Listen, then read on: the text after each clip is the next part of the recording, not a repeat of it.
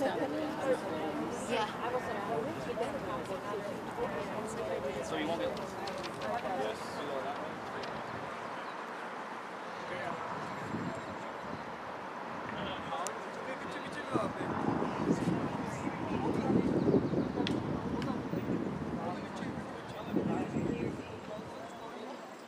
We're all here for the right reasons today, to come together in peace and unity and to be a beacon of hope and light to the rest of the world who needs reminders like this. So I'm not going to take up too much time before we get started here. I just wanted to make a couple of announcements. Today, while we're on the march, hold those banners high, be loud, listen to our speakers. Let's stay on the sidewalks and be safe, but we're out here to have a good time and to also pass along our message. So yeah, let's get loud now, please. Everyone cheer us on, yeah. That's awesome. All right, so without further ado, I'd like to introduce our first speaker of the day, Rabbi Beau Shapiro. He's the director of Wilshire Boulevard Temple's Social Action and Interfaith Programming. He's involved here with their food pantries, the Karsh Center, and the disaster response team. He strives to bring people together in meaningful work so that they can experience the pride and warmth of the Jewish community. And I think that this is a great way to do that, huh? We're all out here today, so thank you. Rabbi Shapiro has been serving here for 15 years, so he's been here a while. He started out as a song leader in the religious schools and as a leader at Camp Hess Kramer. So, without further ado, I'd like to call up Rabbi Beau Shapiro. Sorry. Wake up, everyone. Sorry. Good afternoon, everyone. Thank you for being here. This is really a beautiful sight to see. I'll be very, very brief. I know there are lots of other speakers, and we didn't come out here to listen to people talk. We came out here to walk and make a difference. There's an old joke that the definition of an optimist is the woman who puts her shoes back on when the preacher says, "in conclusion." So I'll do my best to be brief. About 10 years ago, we started a master planning and redevelopment of this whole block that the temple sits on. And I think that 10 years ago when we began that, it was afternoons and events like this that we really dreamed about. Because from the very beginning, our goal in redeveloping this campus was to build something that would be a part of the community rather than apart from it. A place that would be a gathering place, not just for members of Wilshire Boulevard Temple, but for members of Los Angeles and members of this entire community. In Hebrew, actually, the word or the name of a Jewish house of worship is a Beit Knesset, which doesn't actually mean house of worship. It means house of gathering. It means gathering place. And so on behalf of the temple, it means a lot to us to be able to be the place where we've all gathered this afternoon to make our voices heard and stand up for such important issues. So thank you for being here. Hopefully this won't be the last time we're here for other events. This is our home, but this is your home. And we hope to welcome you many, many more times. So thank you.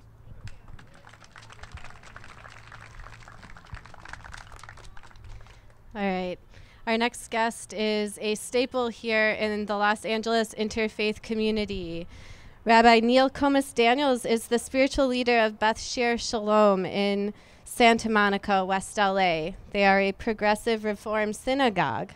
He received his rabbinic ordination at Hebrew Union College Jewish Institute of Religion in 1979 and his Doctor of Divinity degree in 2004.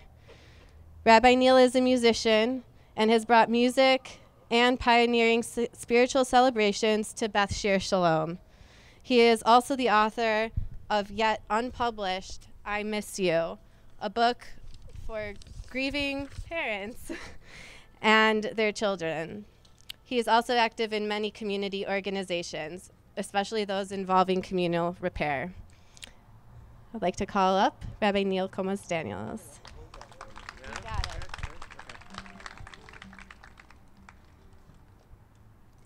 Welcome, everybody. Bruchim habaim. I really appreciate your being here, and I appreciate the fact that you're going to sing in a moment. So let me tell you what we're singing. This is actually a song that has some Christian roots, but in the Jewish community, we've attached some phrases from the Torah and from the rest of the Bible to it so that it works for our theology. So I'm going to talk about theology for just a second, because we're all here coming to the same place from different approaches. And that's what the magic is. That's what the real strength is here, that we're coming to this same mountain from all these different paths, and that's what makes the mountain.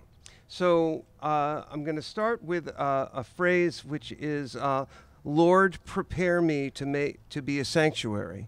Some people prefer to say, love, prepare me to be a sanctuary, because their theology is a little bit more non-dual and a little more expansive. That's my preference, but I'll start you in the Lord way, which may be more comfortable for some of you. But first I'm going to do some Hebrew, because this song asks that we become a sanctuary for the oneness that is and was and will be. But actually, the verses in the Bible say that we're supposed to make a sanctuary for that oneness to reside among us. So that's how I'll start.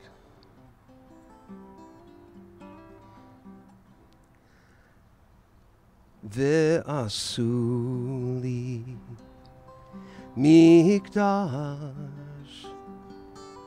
ve'shachanti betocham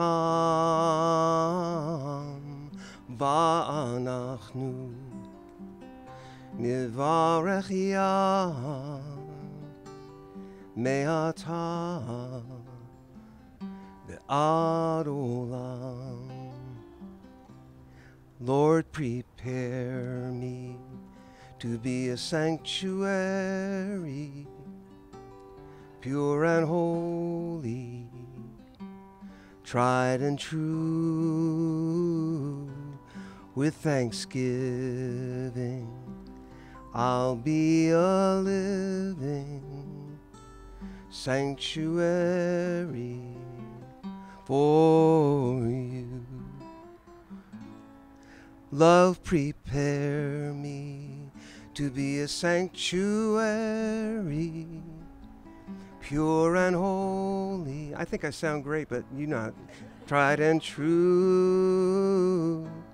With thanksgiving, I'll be a living sanctuary for you. Try it one more time. Love, prepare me to be a sanctuary, pure and holy, tried and true. With thanksgiving, I'll be a living sanctuary for you. Thank you for being a sanctuary.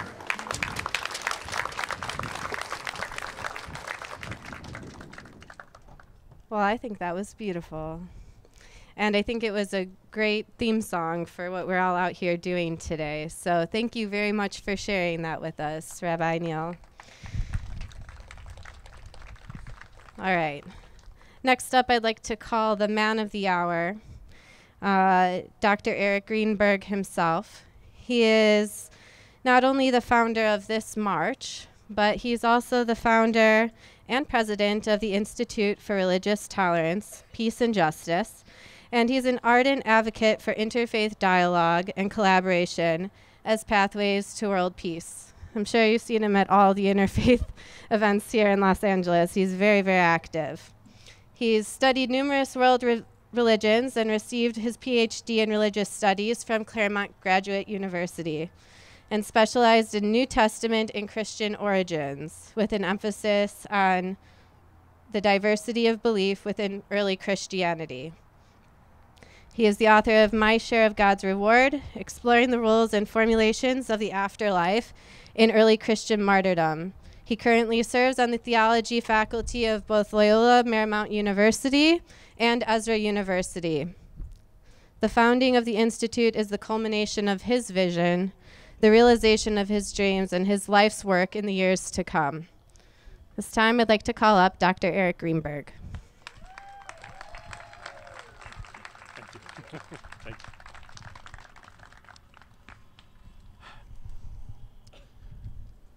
I want to give some words of gratitude. I want to first and foremost thank the entire planning committee of approximately 15 members who met regularly through the internet over the last several months to make this event a reality. I especially want to thank Melissa Crandall, Director of Communications and Development for the IRTPJ. I want to thank all of the houses of worship that are hosting us, especially Wilshire Boulevard Temple and the rabbinical staff. Thank you very much for your permission to gather here. I want to give a big thank you to all of the organizations that endorse this march and have done so for the last several years and have helped to spread the word and have contributed in every way. I also want to thank Dr. Reza Aslan for his generosity of time and spirit in choosing to share this day with us. Thank you. I want to give just a little bit of history about this march, if you don't mind. Now, I know some of you have been with us before. Some of you, this might be a first time. But I just want to share a little bit with you about the footsteps of the people that you are following in and the shoulders upon whose, the shoulders upon which we stand. In 2015, I was talking with a very close friend of mine who is an evangelical Christian named Foster about the plight of Muslim Americans in an age of Islamophobia. Foster thought it would be a good idea to organize a march or a rally whereby Muslims would be given the safe space to publicly proclaim their peaceful and loyal presence in this country as a reminder to the naysayers, and in which the rest of us could show our support. So I began to put this idea into action immediately with the endorsement of the original 4 houses of worship on this march and the guidance of the planning committee comprised of numerous faiths. It was originally conceived of as an Abrahamic march to foster and reassert the unity between the 3 Abrahamic faiths, and whereby all other faiths could share their support and rally around these. So we had our first such march in March, actually the month of March, March 6th, 2016. That was our inaugural march, and it was a grand success. In fact, there were so many different non-Abrahamic communities and several groups of secular humanists. Well, sometimes they're humorous. Freudian slip, deliberate, yes. Secular humanists and people of no faith, but people of conscience, who came to join us. And it surprised me how many people from that larger community there were, but it confirmed that the need for a march like this is a phenomenon much bigger than we thought. In April 2017, we had our second march, which exceeded our expectations and focused less on the Abrahamic faiths, but more on unity between all faiths. Shortly after, we were asked by some of our committee members who lived in the San Fernando Valley to help them launch a sister march to take place in that region, to serve the community, and to be their contribution to the larger interfaith movement. So we immediately signed on as the first interfaith organization to help guide that march, and just a few months later, on September 10th, we helped lead that march, and we hope that that tradition will continue into the future. And now, after many months of planning and lots of blood, sweat, and tears, here we are, our 3rd annual Interfaith March LA, and the 4th such march in the greater LA area within 3 years. But one other item. Just this past week, a coalition called Interfaith March, actually it was an Interfaith March for Peace and Justice, contacted us. They have been attempting to organize and inspire a community of interfaith marches around the U.S. and abroad since 2017.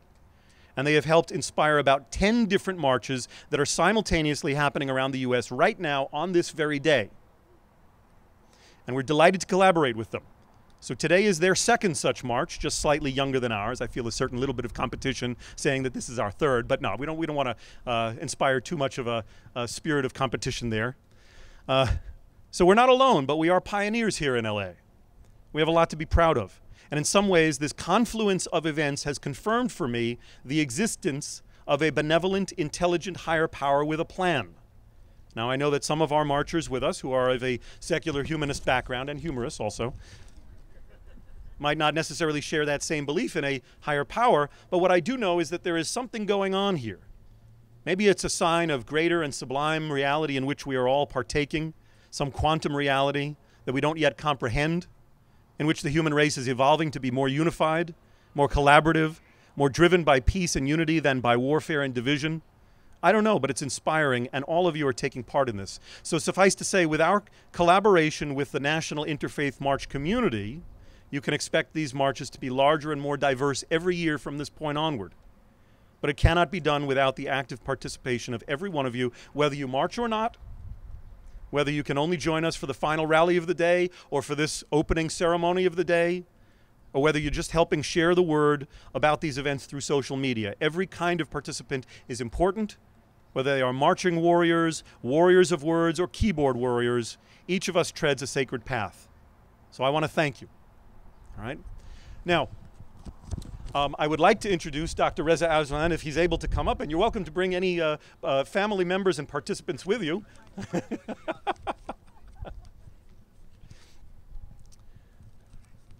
So I want to pass this over to you. Great. Thank you, Arik. Hi, oh, goodness. Hi. Okay, well, all right. Here we go. I thought that they would. All right. Now, don't make any faces while I'm talking. Hi, everyone. It's so wonderful to see you all. Assalamu alaikum. It's such a great pleasure to be here among this community and in the shadow of this incredible house of worship, a place that I've been to a number of times. I've spoken here a couple of times, and it's a wonderful place. It's full of just a beautiful community here. Thank you very much. This is actually kind of a personal thing for me. You know, I'm actually in an interfaith family, and so basically everywhere we go is technically an interfaith march. So this is a common thing for me here. We're actually technically we're a multi-faith family. I'm Muslim. My wife Jessica, hi, is Christian, and we have actually boys here who are in the midst of their own spiritual journey. Oh, do you want to say hi? No? Okay. This is my boy Cyrus. Cyrus, do you want to tell everybody what you are? What? Do you want to tell everybody what you are? What your religion is? Oh yeah, Jewish. Yes. Cyrus, a couple of years ago, after a particularly raucous Rosh Hashanah celebration, decided that he's now Jewish, and he's been Jewish for 2 years now, and also has some very good ideas about how to make Hanukkah even better. This is Jasper. Say Hi. hi. Jasper is incredibly fascinated by Hinduism. What's your favorite book to read? Ramayana. He loves the Ramayana. Who wouldn't? It's about a blue god with a magic bow and arrow who hunts demons. I mean, that sounds amazing, right? And then this is Asa. Say hi. And Asa, you know, he's getting started. He might be a secular humanist. He may very well be the reincarnated Buddha. We're still working on that. And the reason that I talk about this is because Rabbi Shapiro said something very interesting. He said, we're not here to talk, we're here to march. And that's more true than you can imagine. You know, people ask us all the time how we in a multi-faith family do it. How do we do it? And we always tell them the same thing. First and foremost, we tell them our different religious traditions are the languages that we use in order to express our faith. But our faith is all the same. Thank you, honey. Can I have this pen for a minute? No? You were going to point it out on everyone? Okay. But our faith is the same. The things that we believe are very much the same, but we just express them through a different spiritual language. And the key for us is to learn each other's languages, to learn the language of Hinduism and the language of Judaism and the language of Buddhism and the language of Christianity and the language of Islam and so on and so on and so on. And to also always remember that the thing that matters most is the values that we preach, because those values are quite similar, regardless of the religion that we're talking about. And then the second thing that we talk about, and this is why I brought up what Rabbi Shapiro said, which is that values are meaningless unless you are willing to actually put them into practice. I mean, what good is it to have beliefs if you keep those beliefs to yourself? If you're not willing to actually go through the trouble of putting your faith into the world, into your communities, into your neighborhoods, then what's the point? And so we are absolutely thrilled to be able to come here and to launch this Solidarity March. And the only thing that we ask is that as we walk, it's important to learn about each other's faiths, certainly. It's important to understand from believers themselves what it is that they actually believe instead of taking other people's word for it. But none of that is nearly as important as putting aside those labels, putting aside those languages, and focusing on the values that you hold in common and putting those values into the world. And so that's our prayer for all of you. Can you say amen? Can you say amen? No? Then I'll say it. Amen. Thank you, everyone. Thank you so much.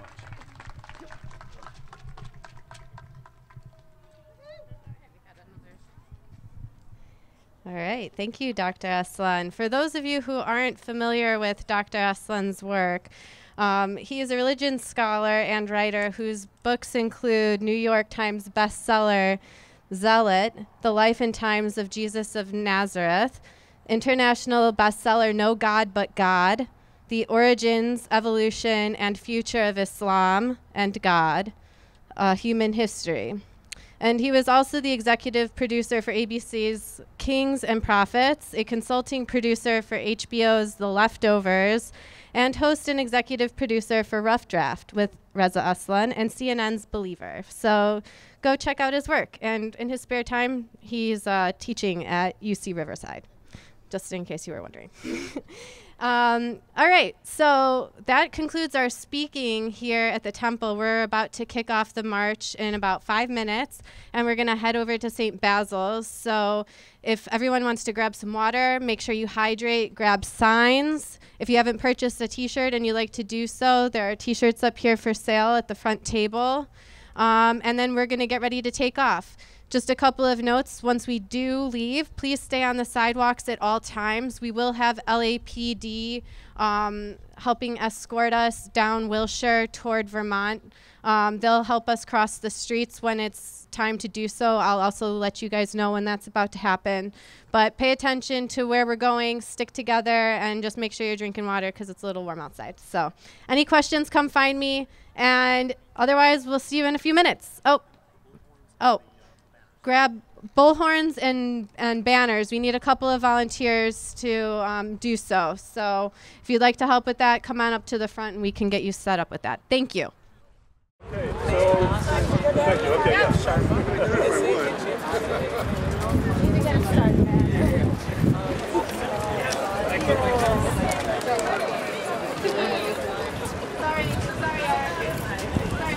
Oh, that's okay. No, it's all right. I was just expecting LAPD to say, go this way or go that way. I don't know. What do I know?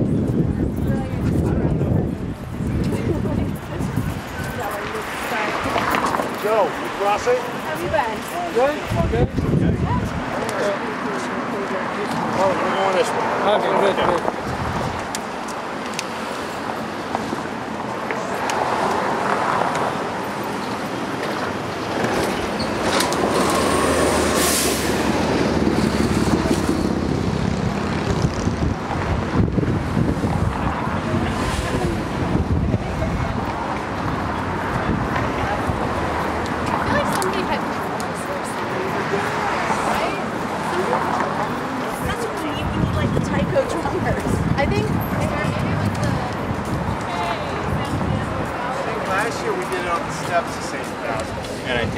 But that's where I thought that the history that you're referencing is yeah, it's interesting, and I just think it's not. Please don't ask it again. Of course not. You know. I was just very. Okay.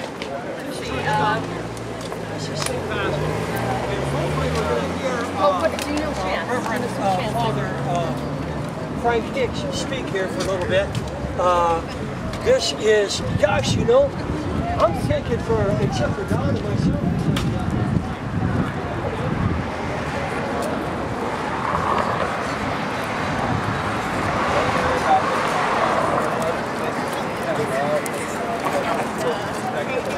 But again, when it comes to knowing God, it doesn't happen.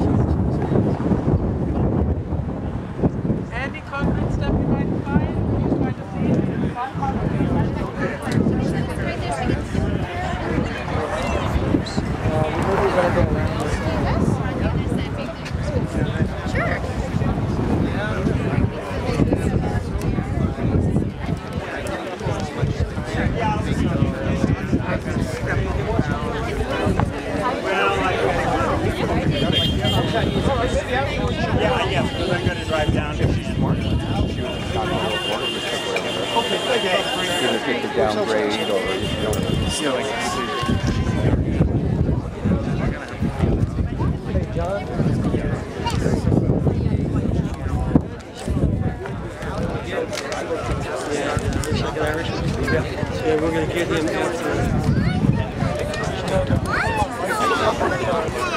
back again.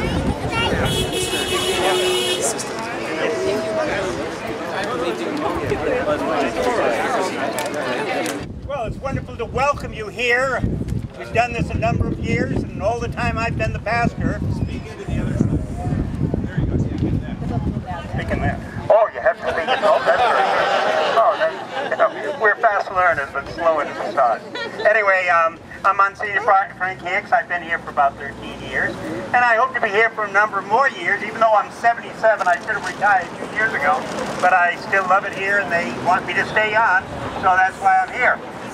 And I always like to work with the community as I work with LAPD. I'm also director of the Kato McIntyre Fund for Charities for the Archdiocese, and a few other activities. I'm on the board of directors over at McIntyre House. It's a recovery house over on Kenmore, and on the board of directors of several other operations here in the diocese, as well as in my prior occupation. I'm still on the board of directors of the credit union. But that's not that important as what was gathered us here today. And what gathers us here today is not politics or policy. We don't want to get involved in politics, but we can't ignore it altogether. What I was thinking of was C.S. Lewis said 70 years ago, we're heading into a generation that is losing its conscience. And I say so often in our society, and what we see, where we have said that greed and self-interest preempts all other activities, and that is the true virtue, and that anything that we traditionally think of as virtue is now put down. Altruism and concern of our neighbors. And we see it every day in the streets of Los Angeles, unfortunately. We see very little that goes out there that gives a helping hand, that gives direction. We see a housing situation that is atrocious, and that we should be all working together in one way or another to solve. But we won't be able to solve it with $2,000 a month rent And that is what even is forcing the working poor out of their homes. I see it every day when I get the requests to help out as far as rent is concerned. Utilities can't be paid, medication can't be purchased, and so many other activities that are normal in the life of a person living in this country, or at least they should have, is unavailable. And it is only through when people like we get together and make those people that make decisions on our behalf, supposedly, do something about it, there will be no solution. So activities such as this have my full hope. And it can be done through our churches, our synagogues, and our temples. And when we gather in that, they will not back down from us. They will go forward, and we will get what we need. We just saw across the street today that there are dedicated people from the Nicaraguan community that are demonstrating about things that are going on in their communities back in Nicaragua, and they want things straightened out. We can do no less, because even though we might not have the poverty that exists in Nicaragua, we have poverty in the streets of Los Angeles today, and we have to correct that. We have to make life better for all of us. Well, we are all endowed with the Imago Dei, the image of God in each and every one of us, that gives us our dignity that no one can ever take away. So I welcome you here, and I support you wholeheartedly, and I will be down at the Islamic Center to make sure that they know that this church community is fully in favor of anything that can be done to accomplish what is good for the community, poor, rich, or otherwise, educated or not educated, hardworking or not having a job at this time. We will be there in solidarity to support them. And I thank you today for getting together and making this effort, making it visual to the community and also to each and every one of us that we don't stand alone, that we do share the same understanding and community. And for that, I give God thanks to all of you for being here today. Thank you.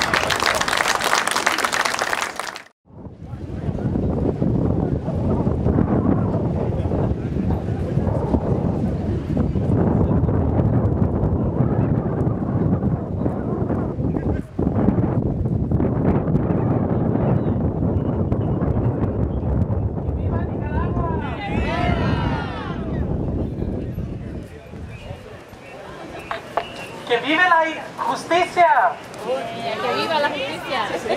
Injusticia in Spanish. Good job, man. The guy in the Shawaka music was good. Yeah, that's how you know I'm from LA. Yeah, that's right, yeah. This little light of mine. Let's find this little light of mine.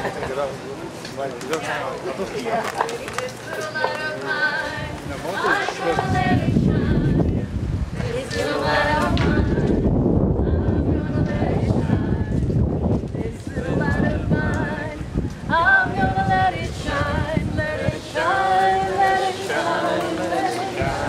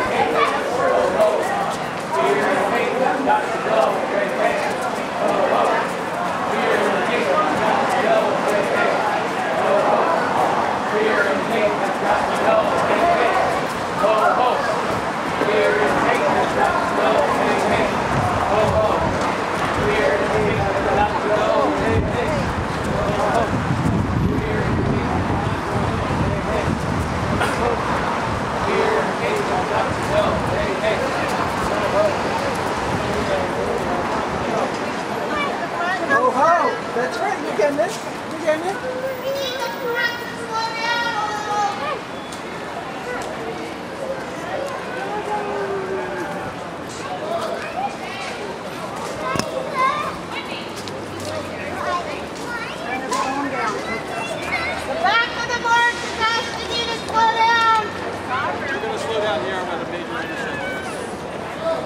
I just found it on the radio, that's all. Okay, we're going to do another song. And this is going to go all the way back. This is like civil rights movement style. Okay, are you ready? Yeah. Yeah. Okay. Gonna change it up.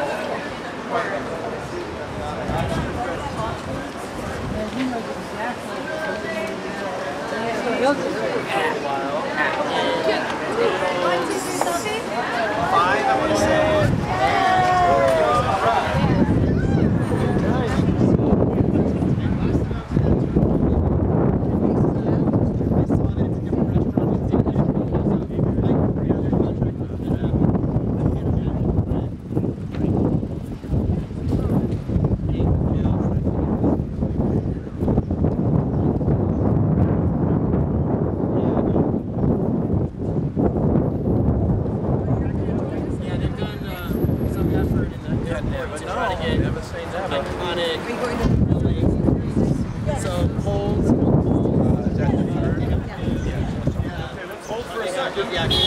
That old speakeasy on what's that, 6th. It's all there's a lot of interesting stuff.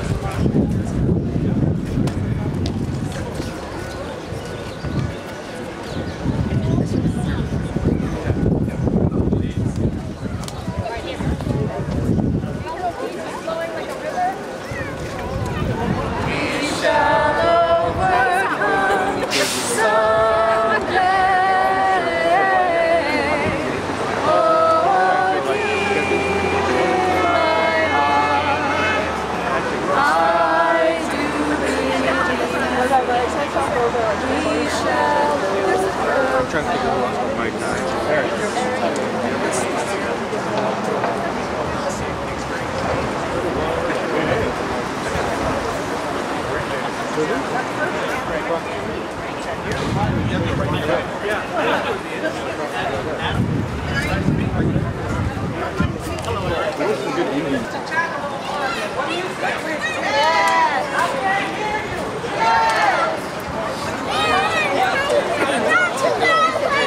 That's right.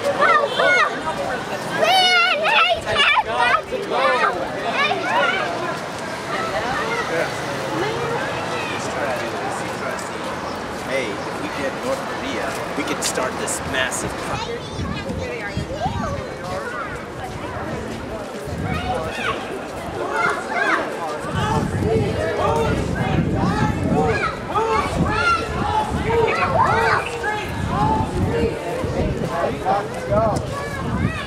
Whose people? Our people. Whose people? Our people. Whose people? Our people. Whose people? Our people. Whose justice? Our justice. Whose justice? Our justice. Whose justice? Our justice. Whose justice? Our justice.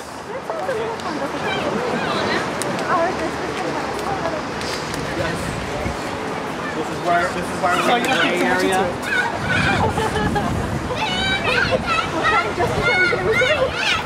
We have that little gray area. Right.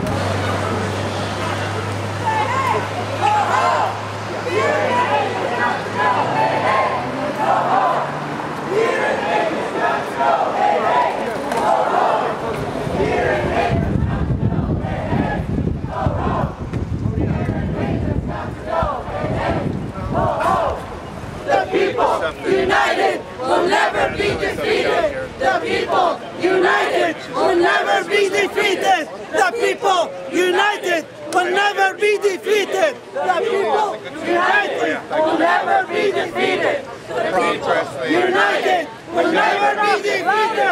The people united will never be defeated. The people united will never be defeated. I believe that love will win. I believe that love will win. Because it may not seem like as religious work or whatever. Whose streets? Our streets! Whose streets? Our streets! Whose streets? Our streets! Whose streets? Our streets! Whose streets? Our streets! Whose streets? Our streets! Yeah, we John down here. He doesn't need you. So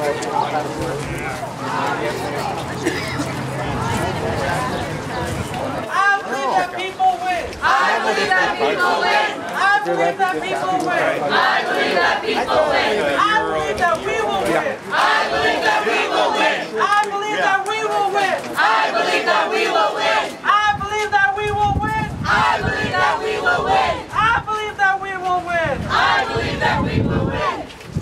Please excuse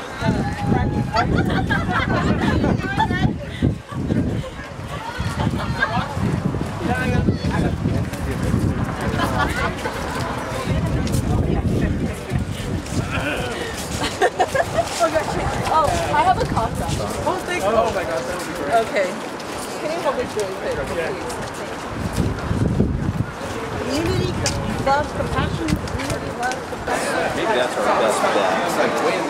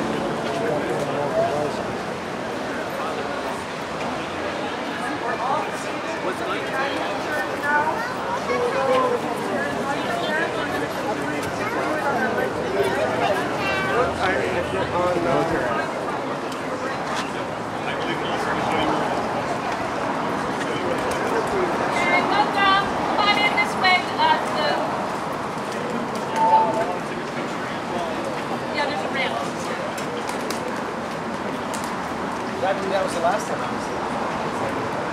Oh, that is so perfect. Isn't that nice and great? Welcome again from to this place, this church. As my colleague said, my name is Reverend H. Guibord, and I see some friends that I recognize. And I just want to also say bienvenidos, bienvenidas. La Iglesia Emmanuel Presbyteriana esta es una iglesia bilingual. This is a bilingual Spanish-English community, but I'm going to just share a few comments in English today. We are proud to take part in this Solidarity March, this Interfaith Solidarity March, to host this march as one stop along the way, and most importantly, to stand in solidarity with our Muslim, Jewish, Catholic sisters and brothers, as well as those of other faith traditions this year and in years past. In many ways, these are dark times in the history of our nation and world. Though our country was born on the foundation of white supremacy, and that white supremacy and so-called Christian nationalism have always been a part of the fabric of our society, these past 2 years have been an ugly unveiling of that reality and resurgence. A more overtly racist and xenophobic and Islamophobic administration than usual was elected and has risen to power in the White House. A couple of years ago, I met my friend Shapiro, many of you know, while he was the director of the Islamic Sharia Council in Southern California. We met in jail. We've been arrested together on 2 different acts of civil disobedience, one with Walmart workers and another time standing with refugee children, unaccompanied minors.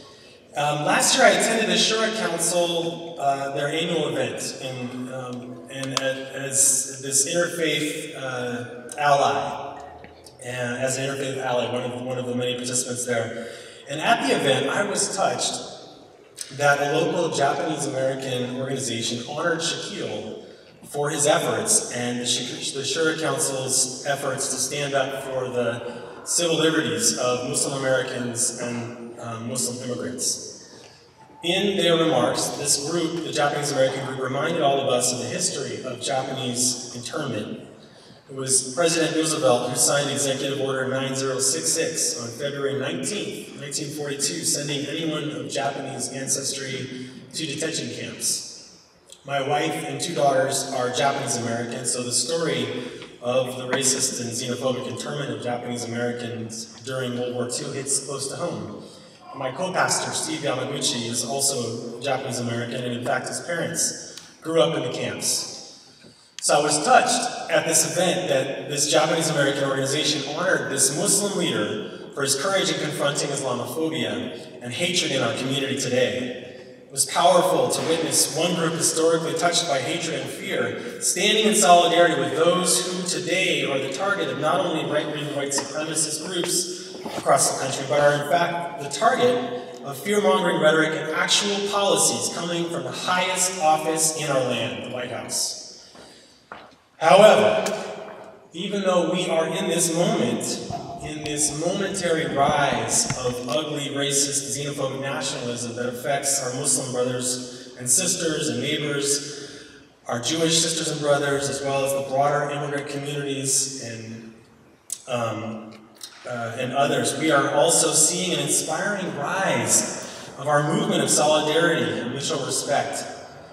Last year's unified stand against the broad Muslim travel ban gave me hope. When President Trump first signed Executive Order 13769 banning immigrants from many Muslim countries, it was met with a resounding public response. Locally, a group of attorneys and interfaith solidarity activists immediately responded by going to the nearest port of entry, the Los Angeles International Airport. It quickly grew into a public mobilization. Several thousand people of many faiths, races, and backgrounds. Some of the participating attorneys found plaintiffs stuck in detention at the airport and were able to file challenges to the Muslim ban in the federal courts. And now, of course, we know this new version, Muslim ban 2.0, is being heard by the Supreme Court. After this action at LAX, one Muslim attorney shared at an event last year how moved she was by her experience at the airport. She says, well, she's a younger attorney who grew up in the aftermath of the terrorist attacks of 9/11. And she said that during the rally at the airport in the lobby of the international terminal, there was a Muslim call to prayer. And as the Muslims prayed, everyone else gathered in a huge circle around them. She said that in light of this post-9/11 culture of fear that she grew up in, simply hearing the call to prayer in a public space, particularly in an airport, was incredibly moving to her. It was in many ways a reclaiming of public space for the freedom of religion. So why do I feel called to be here, taking part in today's march as a Christian? Well, a giant in the Christian tradition died yesterday, James Cone, a theologian and professor at Union Theological Seminary in New York. He articulated for me why, as a follower of Jesus, we ought to be arm in arm with our Muslim and Jewish and Sikh and Hindu and immigrant brothers and sisters, especially in times like these. He wrote, any theology that is indifferent to the theme of liberation is not Christian theology. Any theology that is indifferent to the theme of liberation is not Christian theology. When some who claim the Christian faith spread fear and hatred of Muslims and immigrants and women and gays and support the codification of their fear and hatred into law, that is what oppression looks like. I'm sorry, but that is not Christianity. That is not following the way of Jesus. Following Jesus for me means being in solidarity with those marginalized by society and at risk of being marginalized by society. This is not the time for us to merely pray and hope for peace. Times like these demand action, marching, and voting. I'm so grateful for this march as a visible sign of our action and our commitment to stand in solidarity with others. May we continue to respond to the call to join our sisters and brothers of different faiths when they most need our solidarity. Amen. Amen.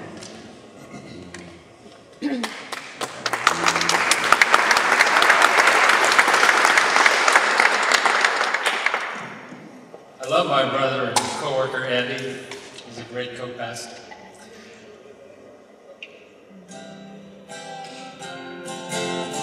I am so heartened by our being here. And by this date, we happen to be the day after yesterday's Manzanar pilgrimage. I don't know, did any of you go on the Manzanar pilgrimage? It's an annual pilgrimage to Manzanar, a Japanese-American incarceration camp in the center of California, in the Owens Valley. We had a memorial service yesterday. I was not able to go. My wife and daughter went. We've been before. But one of the great things about the Manzanar event in recent years is that Japanese Americans have made a consistent theme in recent years, not something to remember so this never happens again to Japanese or Asian Americans, but the clear theme is beware America, because we are doing this again to our Muslim neighbors, and it will happen again, and we need to be on constant vigilant alert for this. And so the planning of the Manson our event has been this wonderful collaboration, and it's heartening to me that we take resources and share resources with one another. And I thought we would stand together if you're able, or stand in body or heart and spirit. Share this song from the Civil Rights Movement. We shall overcome. We shall overcome.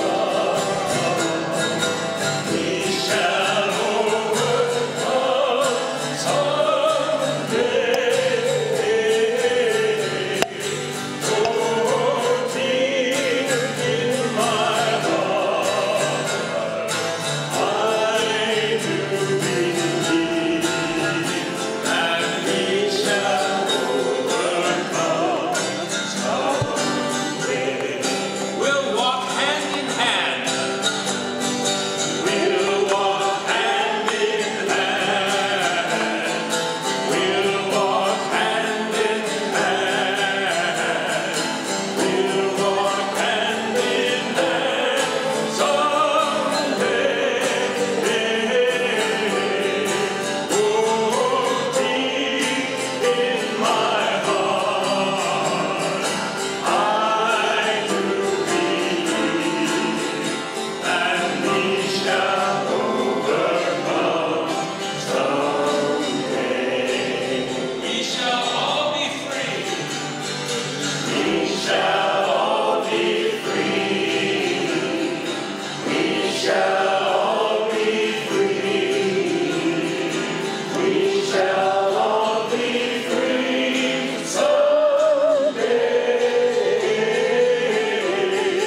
Oh, deep in my heart, I do believe that we shall overcome someday. Let's take it up to me, Ed. We are not afraid. We are not afraid. We are not afraid today. Oh, deep in my heart, I do believe that we shall overcome someday. We shall overcome. We shall overcome. We shall overcome. We shall overcome someday. Oh, deep in my heart, I do believe that we shall overcome some. We shall overcome some. We shall overcome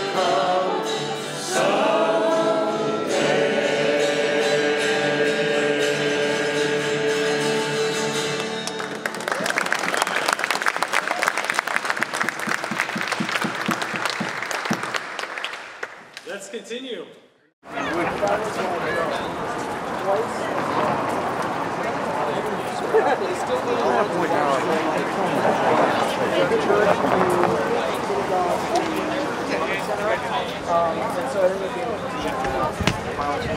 This was September 10th, and like, This is what democracy looks like.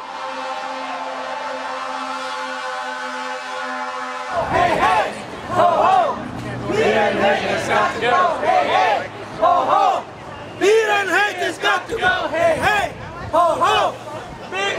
has got to go. Hey, hey, ho, ho. Bigotry has got to go. Hey, hey, ho, ho. Bigotry has got to go. Bigotry has got to go. I believe that love will win. I believe that love will win. I believe that love will win. I believe that love will win. I believe that love will win. I believe that love will win. I believe that love will win. I believe that love will win. I believe that people win. I believe that people win. Tell me what community looks like. This is what community looks like. Tell me what community looks like. This is what community looks like. Tell me what diversity looks like. This is what diversity looks like. Tell me what diversity looks like. This is what diversity looks like. Tell me what democracy looks like. This is what democracy looks like. Try to get people involved in that. I've known about this. This is what the church is like. When I was a teenager, this is what America looks like.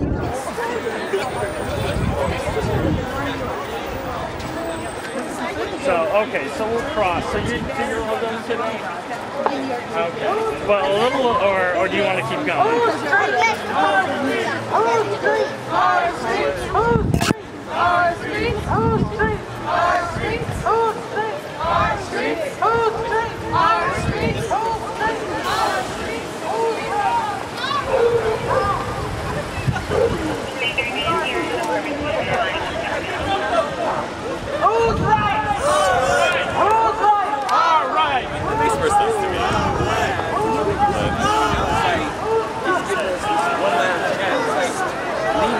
Believe in the Bible.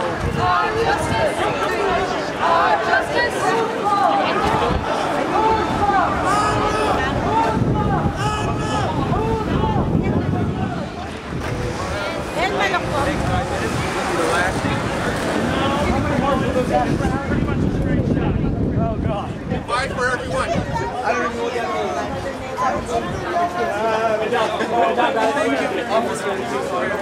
For bearing with my voice.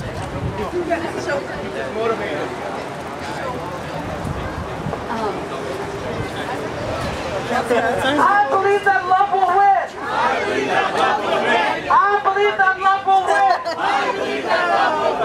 I believe that love will win. I believe that love will win. I believe that love will win. I believe that love will win. I believe that people win. I believe that people win. I believe that people win. I believe that people win.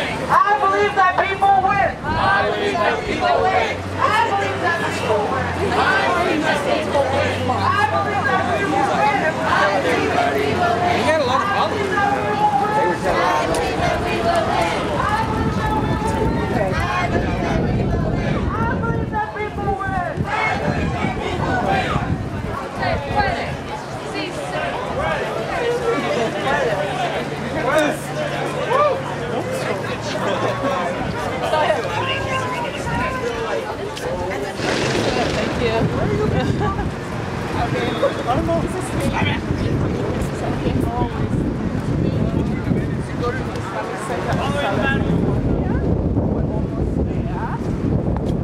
What do we want? Justice. When do we want it? Now. What do we want? Justice. When do we want it? Now. What do we want? Justice. When do we want it? Now. What do we want? Justice. When do we want it? Now. What do we want? Justice. When do we want it? Now. What do we want? Justice. When do we want it? Now. Tell me what democracy looks like. This is what democracy looks like. Tell me what community looks like. This is what community looks like. Tell me what America looks like. This is what America looks like. Tell me what diversity looks like. This is what diversity looks like. Tell me what community looks like. This is what community looks like. Tell me what diversity looks like. This is what diversity looks like. Tell me what democracy looks like. This is what democracy looks like. Tell me what America looks like. This is what America looks like. This entire book.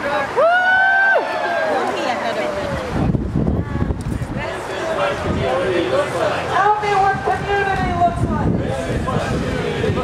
Tell me what community looks like.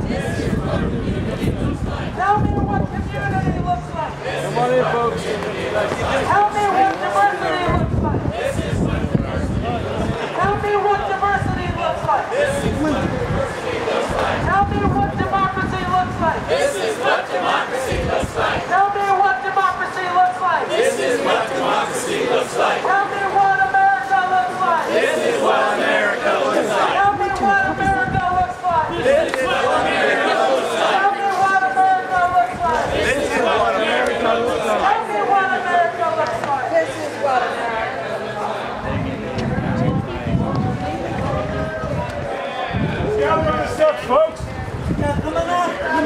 up for a photo op. All right.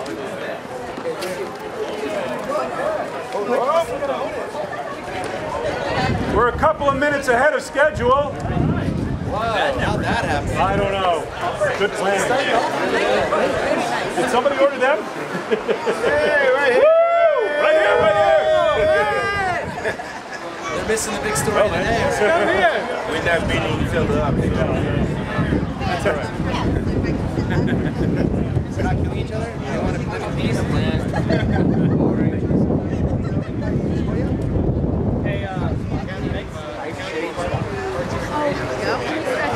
Like you guys are wearing black. Dark.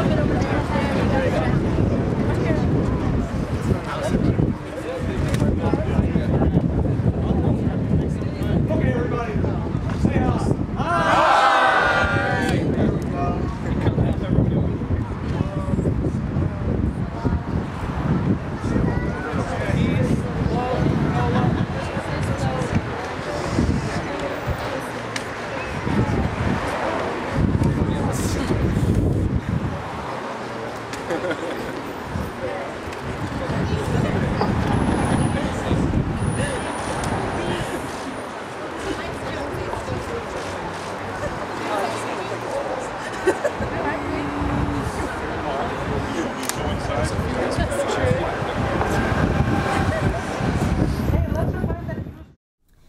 The IRTPJ is the brainchild of Dr. Arik Greenberg, where is he?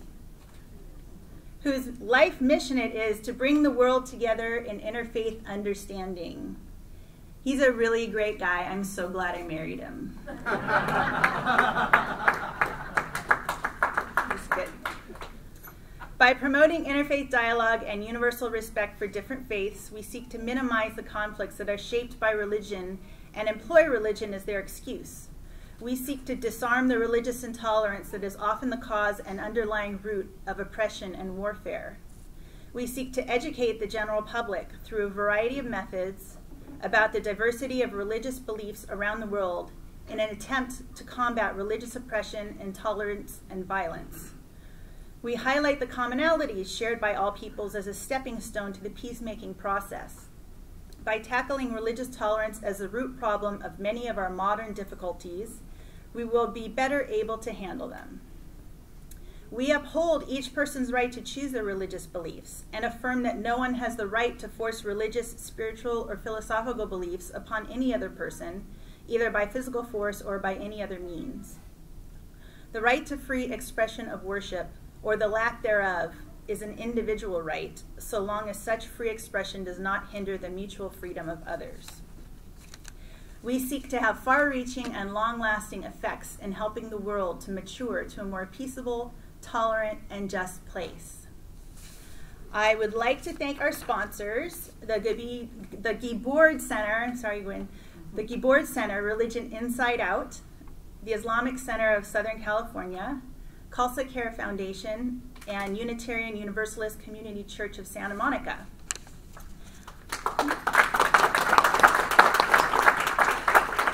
I would like to thank our partnering organizations, Wilshire Boulevard Temple, St. Basil Catholic Church, Emmanuel Presbyterian Church, Islamic Center of Southern California, Unitarian Universalist Community Church of Santa Monica and its Peace and Justice team, Los Angeles Mayor's Office of Public Engagement, New Ground, a Muslim-Jewish Partnership for Change, Muslim Public Affairs Council, Active Faith Group, the Guibord Center, Southern California Committee for a Parliament of the World's Religions, Star Power Offering Peace and Prosperity, Global Truth Center LA, Islamic Center of Hawthorne, Sisters of Social Service Justice Committee, the Revolution of Love Spiritual Ministry, Khalsa Care Foundation, Center for Inquiry Los Angeles, Muslim Christian Interfaith Families, Scientology Volunteer Ministers, Christ Church Parish, Ontario, California Sikh Council, Los Angeles Police Department, Los Angeles County Sheriff's Department.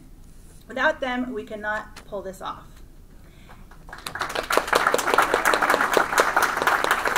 We're almost done. Without all of you, there would be no march. If you can find it in your heart and your wallet to contribute to help cover the costs, You may find donation envelopes on our display table in the hallway, or just find me. Thank you once again for showing up and doing your part to raise the consciousness of all humanity to that of universal peace. Without further ado, allow me to present the Master of Ceremonies, Kristen Stangus.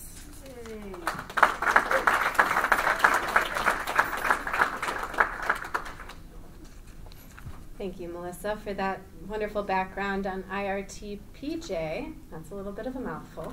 And you guys are all probably tired of me talking, so I'm going to keep it short and sweet. So first off, congratulations. We made it all the way here. It's a little warm outside, and everybody was hydrated. We didn't lose anybody along the way, so that's good. I'm going to do one more shout-out, give another round of applause to our amazing law enforcement that came out today to make sure we're all safe. They're all sitting in the back. And that's actually a good transition into our first speaker here at the Islamic Center. I'd like to introduce Mr. Omar Ricci. He is our chairperson here at the Islamic Center. It's his second term. He is also an LAPD reserve officer, so he's here with his brothers in blue today. He's married with 4 kids, doesn't have time for any kind of a social life, so he doesn't have any talents or hobbies or anything like that. And he's one of our founders here with the Interfaith March 2. He's been on the team since day 1 3 years ago. So nothing more to say about this guy. Omar? Thank you. It's very true. I have no social life whatsoever. My wife can attest to that. No, seriously. Yes, this is true. This is my social life. You guys are my brothers and sisters in humanity, right? So, welcome home. I mean that quite sincerely. Welcome home to the Islamic Center of Southern California. You consider this one of your spiritual homes here in the city of LA. We are very excited to have you here, and we're very honored to be part of the march. You know, when Arik came to me 3 years ago or so about this march, I didn't really know Arik from Adam. Adam, there's a little religious humor here. Okay. I didn't know Arik, and so, you know, when he came and offering the idea, we have a lot of people who approach us for various things. I said, you know, let's talk, let's figure this out, and really Arik is probably, and I mean this, really one of the more inspiring guys that I know. He really is something else. And so let's give a warm hand to Arik. His fair-mindedness, his articulation, his sincerity to making the world better is really quite unprecedented in many ways. So thank you very much, Arik. And as mentioned, I'm also a very proud member of the LAPD, and I'm very glad to see Deputy Chief Kato and Captain Kowalski here today, some of the senior people here in the LAPD, and their support of really our First Amendment right to come out and march. So I know Kristen and everybody else said thank you, but to my brothers in blue, thank you as well. Thank you, sir, for being here today. Thank you.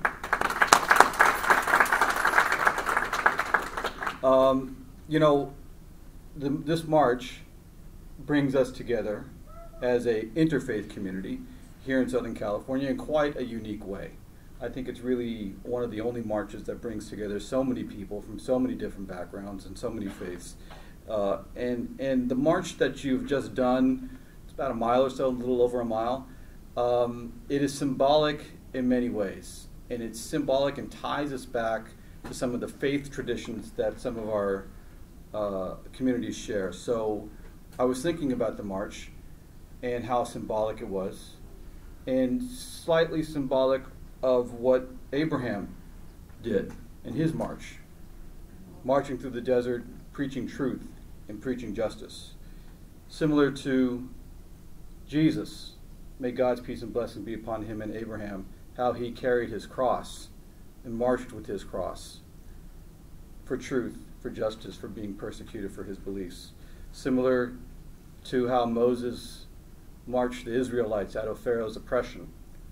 This is symbolic in this regard. And so while, of course, it's just a mile and we were hydrated and, of course, didn't suffer, it is the same thing in the sense that we are marching for peace and justice.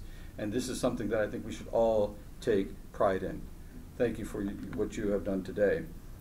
The second thing is our beloved country, the United States of America, will be on July 4th, 242 years old. 242 years old. We are relatively young when it comes to the world of nations that have been established. And so, as many have said, we are still a baby compared to others. We are also an experiment that's still in progress, and we are still finding our way.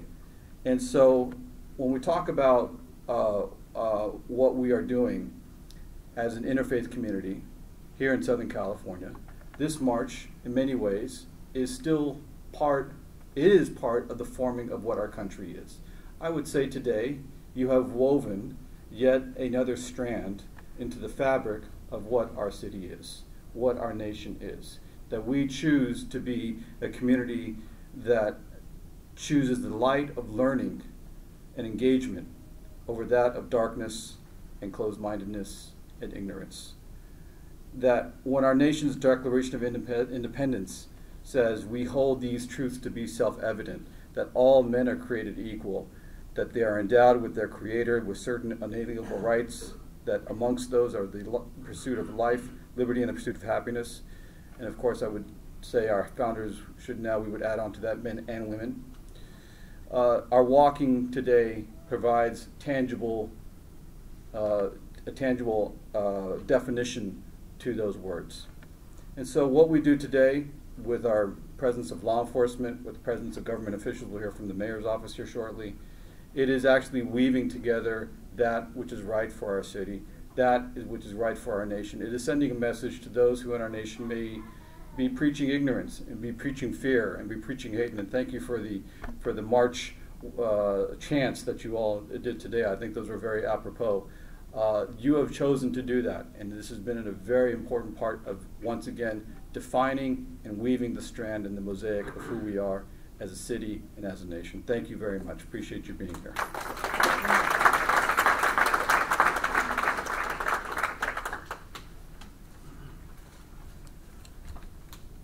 Thank you, Omar.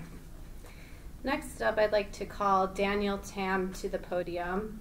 Daniel represents the mayor's office as the interfaith liaison. He began his political activism in the 2004 presidential campaign and later co-founded Valley Grassroots for Democracy. He subsequently was elected to leadership roles in the Democratic Party of the San Fernando Valley, LACDP, and the California Democratic Party. Daniel has coordinated campaigns on all levels, including as a regional field director for Barack Obama from 2007 to 2008. When Daniel is not busy serving, he enjoys spending his time with his family and volunteering at his church and at his son's school.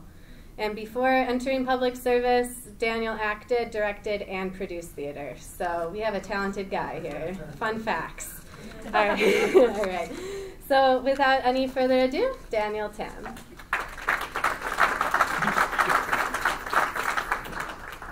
Thanks, everybody. That is really like an old biography, and that's not the one I sent in today, but that's okay. That's all right. It's sort of gives a little fuller picture of life. Mayor Garcetti, I'm here on behalf of Mayor Garcetti, asked me to be his interfaith liaison and gave me a completely empty palette. So it was for me to paint on it boldly in broad strokes. And very soon I began to see that the faith communities throughout Los Angeles, believing in justice, believing in compassion, living out of love for their fellow brothers and sisters, could come together in support of affordable housing legislation, could and did come together with us on raising the minimum wage. When the shootings happened out in San Bernardino, in support of the Muslim community in Los Angeles, we came together again, just as we did with the LGBT community for the shootings that happened in Orlando, Florida. Now we are working feverishly together with the faith community throughout Los Angeles on the critical moral crisis of people experiencing homelessness.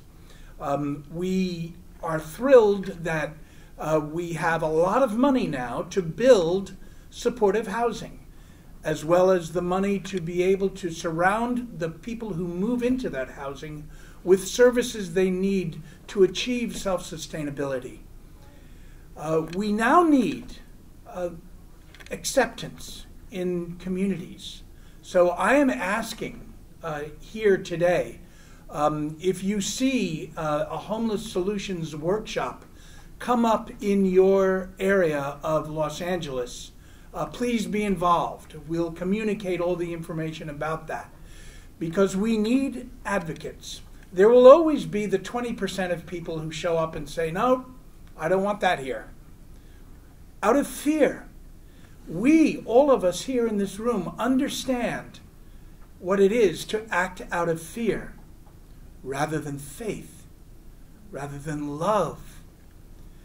So I'm asking today, let's stay connected, because we want to be able to have 20% plus one show up to say, wait a minute, we need to solve this crisis together. We need to build supportive housing so that people can get the services they need and not have to be condemned to sleep on the street at night.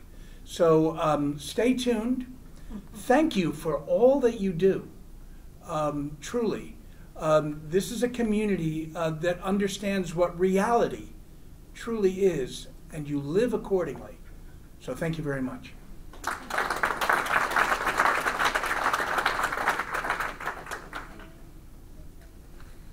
You know, I was hoping he'd talk more about his theater experience, but maybe next time.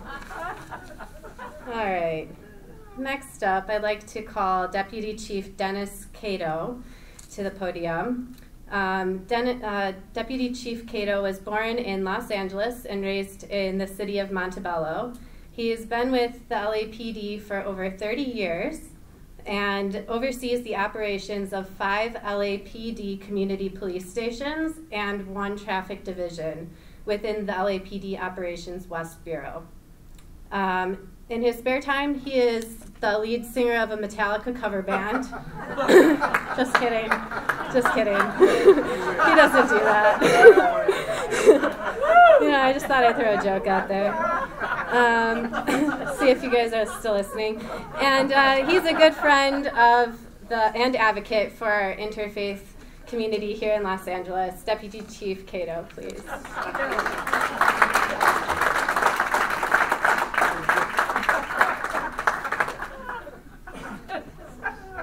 She must have heard me sing, because it is just screaming and yelling. I could do that. I could do that. First of all, thank you to Dr. Eric Greenberg, IRT. I have to look at that, IRTPJ, for hosting this. I'm going to give you 2 views of what I think of this march and why I'm here. First view is just Dennis Cato's view. Dennis Kato, who was born and raised in Los Angeles. For 59 years I've been here. Buddhist and Japanese American. First, I'm very proud of this city. Right? For 59 years, I've grown up and watched it change. It's allowed me to live my life free from, not oppression, but I didn't have to hide my religion. I didn't have to hide who I was. I didn't have to feel like a minority, even though I am of a minority descent. So I'm very proud of this city. When I look around this room, I walked in with all of you today, I'm very proud of what today meant, right? Is that we have a city in which we have tolerance. It didn't matter what faith you practice. It didn't matter who you are as a person or what race or ethnicity you are, but that we could come together in a common community and do something like that. So applaud yourselves, because from Dennis Kato, I am very, very proud of this city. No matter where I go and speak, I am always very proud of what Los Angeles does and what it means. We have over 275 dialects spoken in the city of Los Angeles, which is impressive and amazing, right? And that we're all able to live in a single community, even though we practice in different faith communities. as a total community of Los Angeles, we do very well as a city. The second view I want to give you is my professional view. So Deputy Chief Dennis Cato's view of this march and what it means. We are, as a Los Angeles Police Department, we are asked to protect and serve the community, and that's the community in its entirety. It doesn't matter what ethnicity you are, it doesn't matter where you were born, it doesn't matter what religion you practice. So what today means also is that Los Angeles has a very diverse faith community that works together, practices together, and why that is important to the LAPD and to me as a deputy chief is that community members in times of struggle, in times of strife, when they're fearful, they turn to their faith for guidance. They turn to you, their religious leaders, to kind of give them some sense of what's happening in the world and to guide them in how they should respond. And I will tell you, currently, we are in some troubling times, and many of your congregants, or the people that live in the city of Los Angeles, are fearful and afraid, and they have uncertainty as to what the future holds. And so I applaud all of you that are faith leaders for joining together and helping this city, which helps the Los Angeles Police Department, keep the city safe, keep the city productive, and keep the anxiety level of the citizens that live here very low. And so thank you for doing that. I want to applaud you as a deputy chief for doing that and helping me and the officers here. I represent 1,700 officers in Operation West Bureau. We have everything from Hoover to the ocean, from Mulholland down to the airport. So that's a chunk of Los Angeles that we cover. So I have to thank you as a deputy chief for keeping this community together, keeping this community working together, keeping them tolerant of the differences each of us have. So to the Islamic Center, to Dr. Greenberg, to everybody that took part today, thank you very much from the Los Angeles Police Department, and I hope to see you at more events. I love these interfaith events. I love the monthly prayer breakfast that Captain Kowalski puts together with many of the folks here in this room, so thank you for doing that also. So thank you very, very much.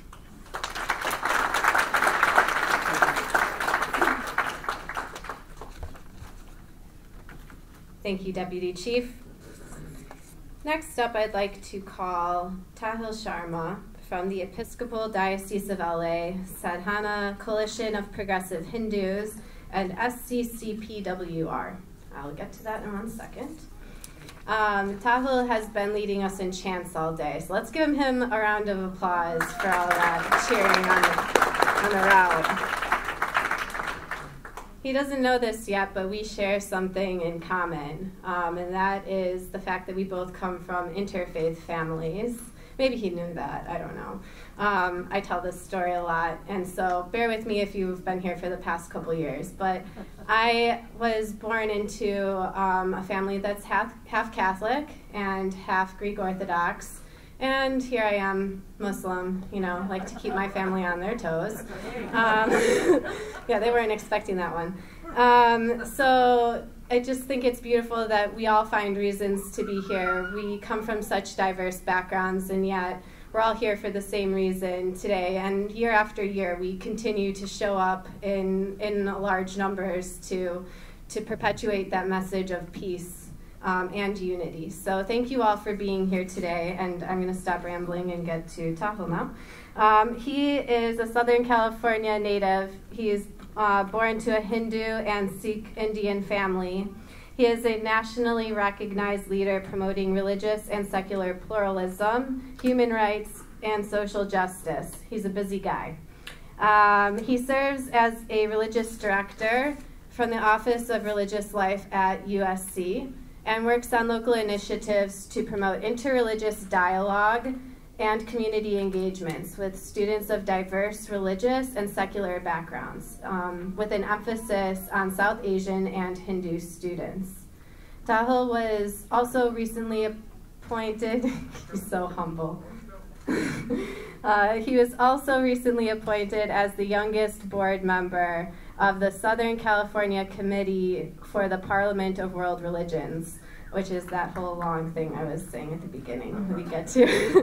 But that's awesome. It's so cool. So without spending any more time, I'd like to call him up to the podium at this time to share his light.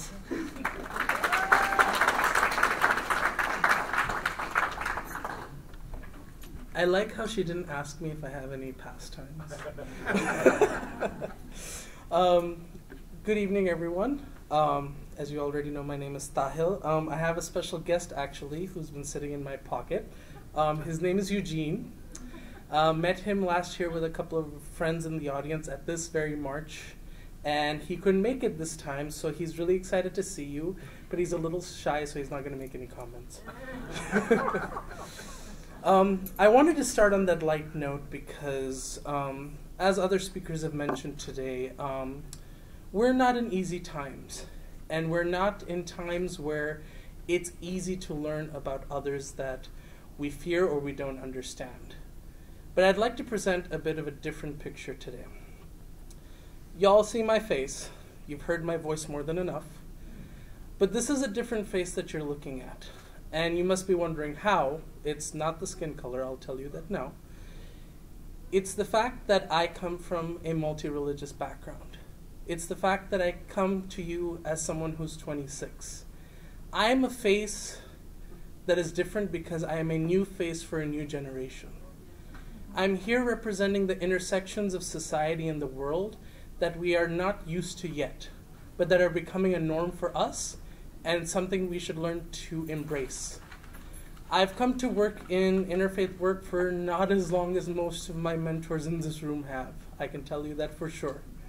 But what I can say is I'm coming to realize the need for our leadership and our voice as young people involved in this movement.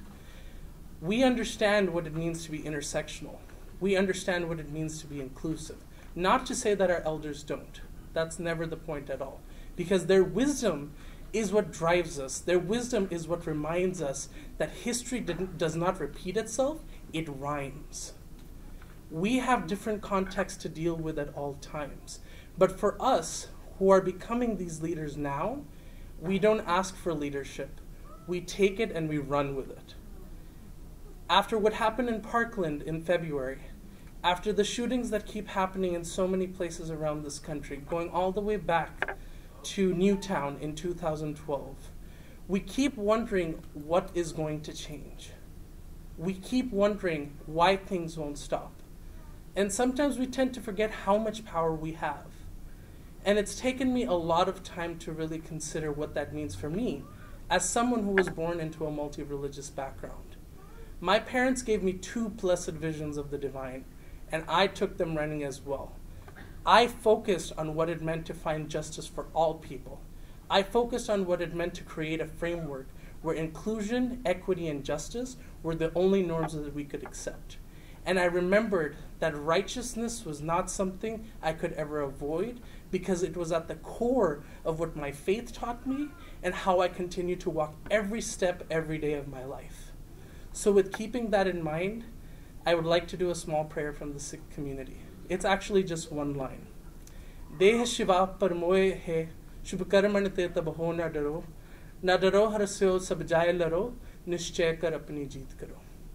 I make this boon to the ever-divine present within all of us, that I may keep my path unto righteousness, and that with determination in the battlefield, not a literal one, a spiritual one, a moral one, and a human one, I will attain victory. Thank you.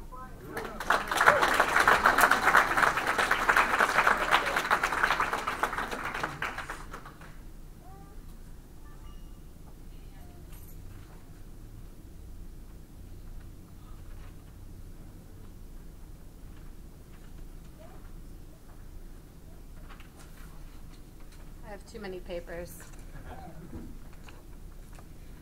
All right. We're going to take a little break from talking here for a second, and we're going to turn to music. Our next guest is Ruth Broyde Sharone. She is honored internationally for her interfaith activism and is a filmmaker, a writer, and the creator of Interfaith, the musical. She has been inducted into the Martin Luther King Advisory Board of Morehouse College, and her published book and her published memoir, Minefields and Miracles, was considered a primer in interfaith engagement, winning 3 literary awards and receiving more than 30 endorsements, including one from HH, the Dalai Lama. Without further ado, Ms. Ruth.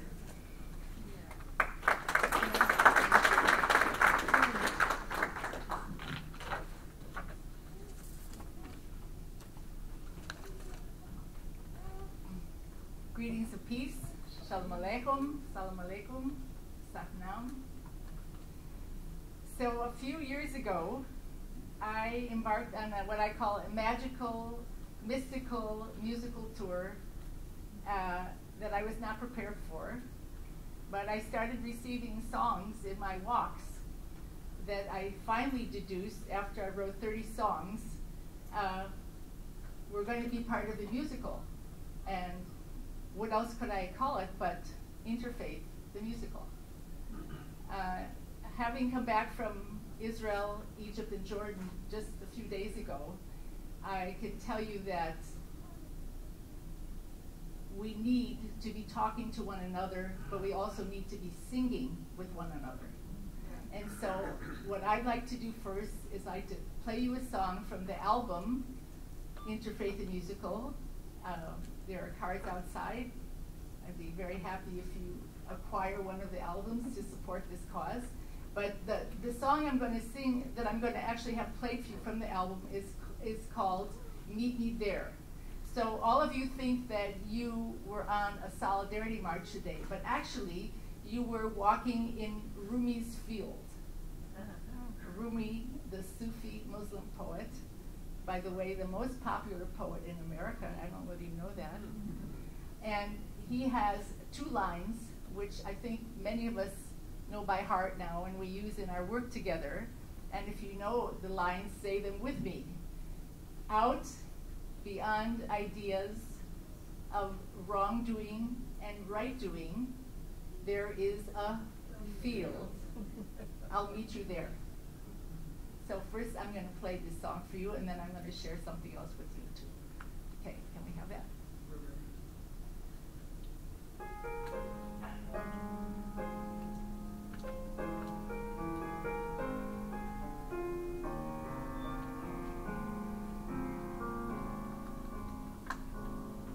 There's a field out there beyond all right and wrong. There's a field out there of peace for which we long. There's a field out there where you and I belong. Come, oh come, meet me there. There's a field out there beyond our history. There's a field out there beyond our memory. There's a field out there till now we couldn't see. Come, oh come, meet me there. Come, come, don't delay. This is the promise of a new day. Come right this way. The promise of a brand new day.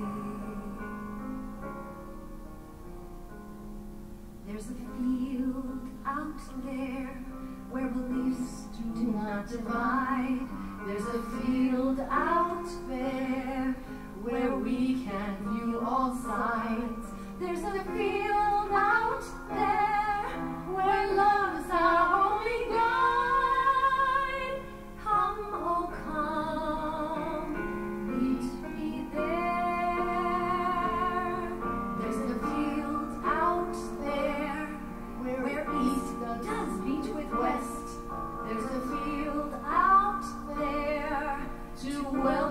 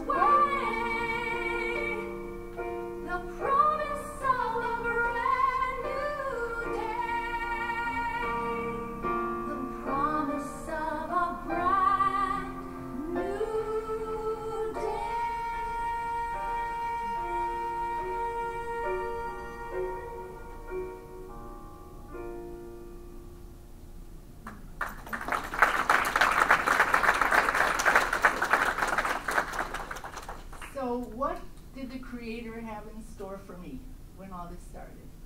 And when the songs first started coming out, truthfully, I'm a filmmaker and a writer, and I learned piano when I was growing up, and I've written some songs over the course of my lifetime.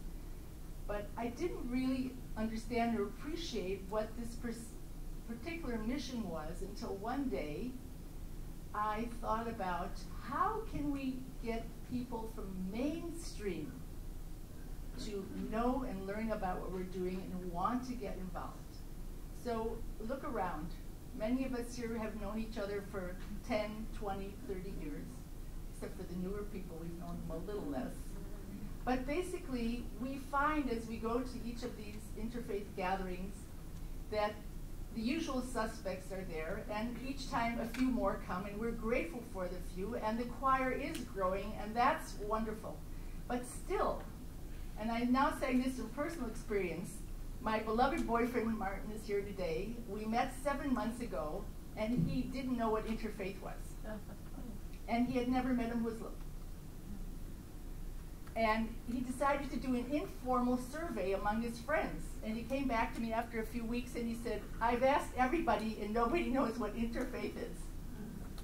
And I thought, we're getting a little smug because our movement is growing and now there are organizations that dedicate themselves to that, and there's an interfaith liaison for the mayor, and we were feeling like, hearty about this. But the truth is that we haven't reached mainstream yet. And so when the music started coming, I figured out that what the Creator wanted me to do was to find a way to invite people to have a good time and sneak the interfaith message in a way that was enjoyable and memorable, and that they would, at the end of an evening of music and song, they would be willing to consider how, as Tahil pointed out, the face of our country, the face of our population, the face of the world is changing, radically changing. And every person, whether he or she will admit it, knows someone that has had to confront an interfaith situation. It's happening now all around us. So we're going to do something fun together now because I wrote another song as part of the musical, which is not on the album, and I'm going to ask you to sing the chorus with me. So this is the way the chorus goes, and then I'll sing the verses, and then I'll let you know when it's your turn to sing.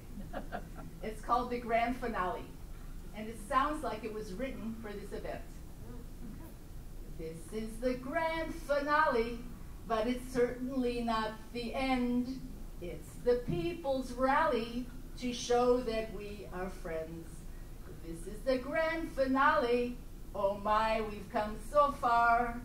Now it's time to tally how exquisitely splendid and wonderfully blended and perfectly rendered we are.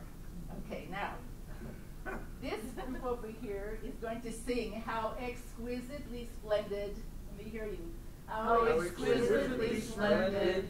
This group is going to sing and wonderfully blended. And then together, all of us are going to sing and perfectly rendered we are. All right, we try it one more time. How exquisitely splendid and wonderfully blended. And then together, and perfectly rendered we are. Okay? So I'm going to sing the first two verses. We are people of the rainbow, people who make love grow, people of this earthly plane, fragments of creation of every race and nation, but our hearts all beat the same. We are holy emanations, cosmic permutations, powerful and also meek, religious, metaphysic, or strictly scientific, each one of us unique. This is the grand finale, but it's certainly not the end. It's the people's rally to show that we are friends. This is the grand finale. Oh my, we've come so far. Now it's time to tally how exquisitely splendid we are. Oh, okay. Splendid and wonderfully blended together and perfectly rendered we are. We are quiet and loquacious, miserly and gracious, playful and straight-laced, skeptics and believers, lazy and achievers, honest and two-faced. We're ebullient and stoic, circus clowns and poets, indeed a complex lot. Humble, also haughty, well-behaved and naughty. What you see is what we got. This is the grand finale, but it's certainly not the end. It's the people's rally to show that we are friends. This is the grand finale. Oh my, we've come so far. Now it's time to tally how exquisitely splendid and wonderfully blended and hurriedly rendered we are. One more. We are profligate and thrifty, innocent and guilty, polished and uncouth, modern and old-fashioned, stoic and impassioned. We seek eternal youth. We love Shakespeare and our Dante, Mozart and Beyonce, and everything in between. Peaceful and aggressive, generous, possessive, diversity is our theme. Everybody together. This is the grand finale, but it's certainly not the end. It's the people's rally to show that we are friends. This is the grand finale. Oh my, we've come so far. It's time to tally how wonderfully splendid and how exquisitely splendid and wonderfully blended and perfectly rendered we are. Yay! We are. So, we're just about to launch a crowdfunder to bring this to the stage, and eventually we hope to Broadway, and we're going to ask all of you to help us to get the word out, tell your friends. We'd like to say in music how extraordinary we are, to celebrate who we are, and to view our diversity as one of the greatest gifts we received from the Creator. Thank you so much for playing and for singing.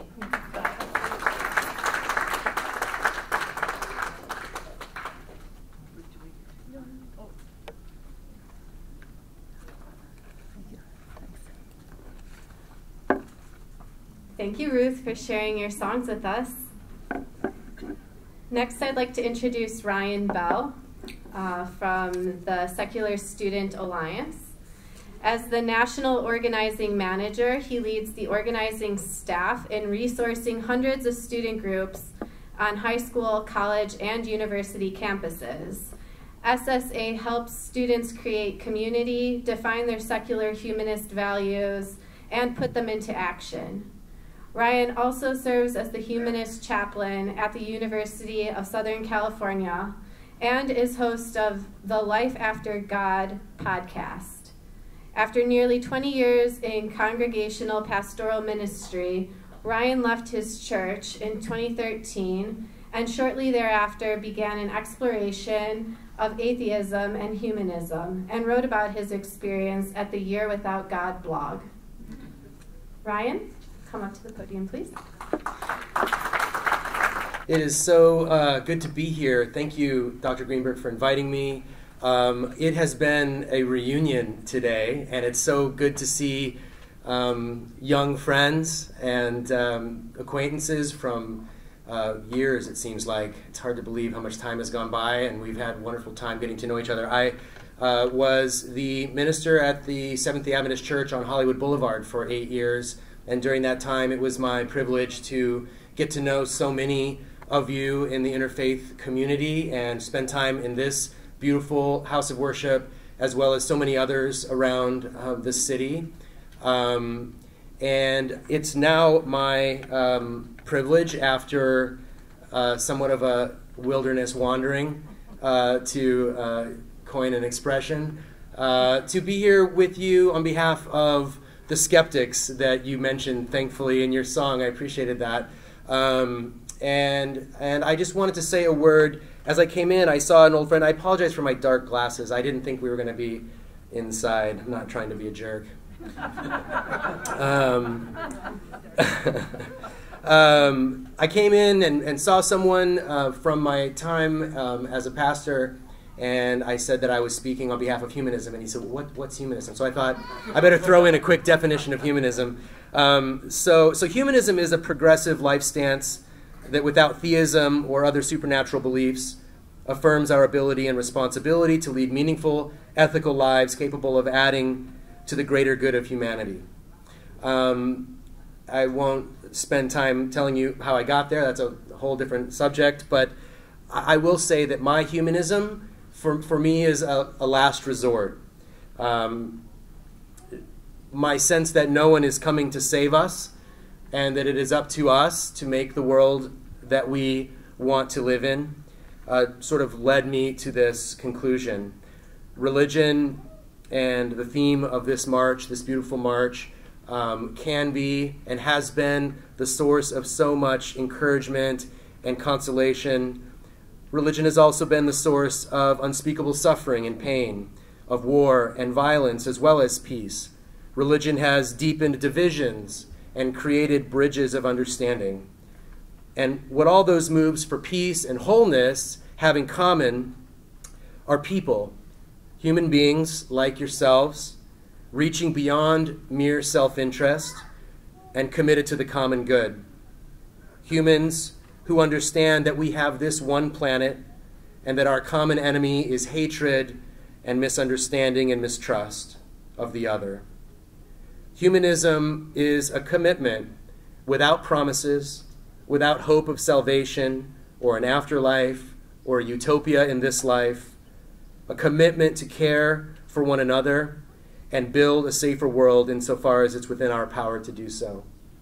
And to that end, it's my privilege to stand with my sisters and brothers in humanity, each and every one of you, and those that maybe didn't make it all the way to the finish line of the march, and so many that weren't able to be here today that would pack this place and more.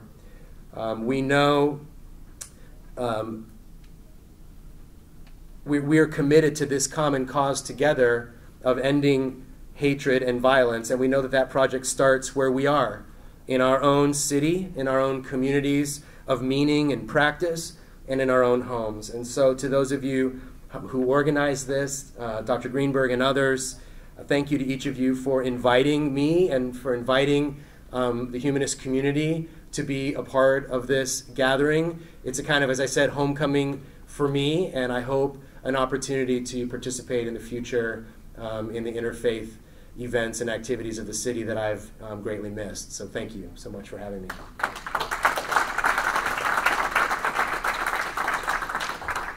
Thank you, Ryan.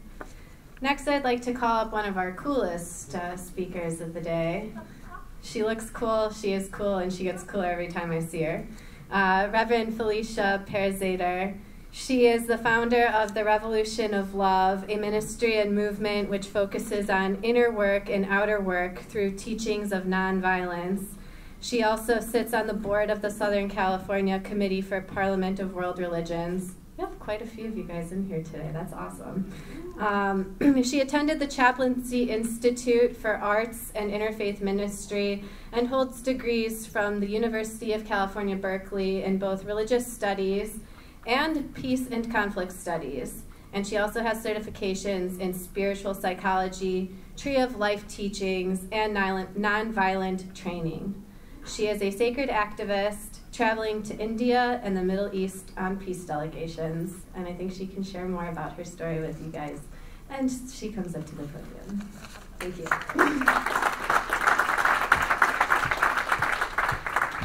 Thank you, Kristen. Hello, everybody. Many blessings to you. Assalamu alaikum. How are you? Thank you, Dr. Erik Greenberg, for having me. This is wonderful. And also, I want to make sure I get this right, the IRTPJ. Yes. So it's wonderful to be here, wonderful to be here with you all. I am kind of the new kid on the block. I moved from Berkeley in August, and so it's wonderful to be in this space. And though I may not know all of you personally yet, I recognize right now in this moment that we know each other in spirit, don't we? We know each other in this place of the heart and of the soul, and so we connect from this place. Many years ago, a teacher of mine told me something that I've never forgotten, and that is never forget who someone is to you. Never forget who someone is to you. Indeed, if we know and if we really remember who someone is to us, we would all surely get along a lot better, wouldn't we? And we would all embrace our diversity and the different ways that we commune with the divine much easier. For all of us in this room, I should say, I'm preaching to the choir. However, remembering who someone is to us implies that we must remember who we are. And we must have that consecrated within us. This is something that even the best of us, we often forget. In the Hebrew Bible, it is written that we are made in the image of God. That's in Latin, imago Dei, God's holy image. As our lives have gone on and we've experienced various forms of struggle, we often forget this simple truth. And it is from this place then that we begin to forget not only our imago Dei, but someone else's. And it becomes that much easier to to see someone outside of ourselves, to see a group of people as separate from, as different from. And when that happens, the back door to violence is easily opened, and violence degrades us all. So the naming of the injury, we know it, we've seen it through and through, we're very familiar with it, we're seeing it in the news right now all the time. However, I'm reminded of something right now, and most of you are going to know this song, the 70s song that Dionne Warwick sang, What the World Needs Now. And I just have to sing it, and please join in. I know we've been singing and chanting a bit today, but if you feel called, if you feel moved, feel free to sing with me. What this world needs now is love, sweet love. It's the only thing that there's just too little of. What this world needs now is love, sweet love. No, not just for some, but for everyone. Okay, there's more to this. With respect to the incredibly gifted Burt Bacharach and Hal David who wrote this song, I disagree that there's just too little of love. We actually have an immense capacity for love, and we have a vat, if you will, of this love. However, we do need to become more smart about this, my friends, don't we? We need to become masters of compassion and sages of wisdom in order to better access this right now. And one thing that I see happening a lot in this amazing age of technology is the tendency to go up into our minds, some of us do this too much, and then forget the heart. Or the reverse, conversely, is well-meaning folks, sometimes in spiritual communities, just live solely in the heart. And they don't connect up at all with their minds. So what I'm proposing right now as we're sitting here after this beautiful day of this marching in this holy moment, in this sacred moment, is to connect our wonderful fine intellects with our beautiful mystic hearts. Magnificent beating hearts. And it is from this place where we access the love that the world does need right now. Remembering that it is not just for some, but it is for people of all religions, for everyone, and that there is an infinite supply if we are ready to commit in a more holy way. And this will mean coming back to that remembrance of ourselves and this infinite joy of our Imago Dei, the holy image of God. And we do this that we may remember who someone is to us, never forgetting, not othering, and instead standing together, marching together like we did today, side by side, because it is a higher love that heals us, isn't it? Yes? Yes. In closing, I'm going to rewrite 1 Corinthians 13. Please don't hate me. Just the first few verses. Love is patient and kind. It does not boast. It is not proud. Well, while I believe all these things are true about love and more, we don't have any time to lose. We don't have any time to lose, not with the escalation of religious violence in this country and beyond.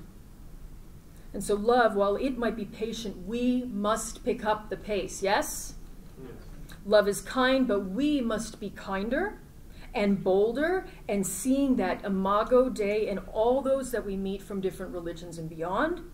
And love, while it may not boast and it may not be proud, in this historic moment, God is calling upon each and every one of us in this room and beyond this room, and the ancestors are smiling surely as we sit here, to be loud and to be bold and to stand in solidarity with all of our brothers and sisters and to roar from the mountaintops, singing a song of justice and peace and, yes, love. Thank you so much. Blessings.